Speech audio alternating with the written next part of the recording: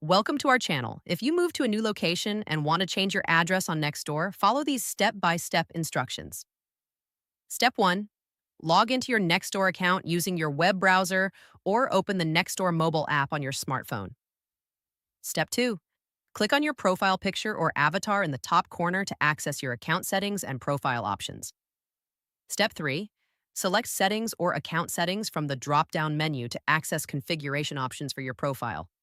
Step 4. Navigate to the address or location section where your current neighborhood information is displayed. Step 5. Click on Change Address or Edit Address to begin updating your location information to reflect your new home. Step 6. Enter your new complete street address. Nextdoor will verify that this address exists and determine which neighborhood you will join. Step 7. Choose a verification method for your new address. You may receive a postcard with a verification code, use phone verification, or have current neighbors vouch for you. Step 8. Complete the verification process by entering the code or following the required steps. Once verified, you will be moved to your new neighborhood. Your previous posts and connections may remain visible depending on privacy settings, but you will now see content from your new neighborhood. Update your profile and introduce yourself to your new neighbors to start building connections in your new community. Don't forget to like this video and subscribe to our channel.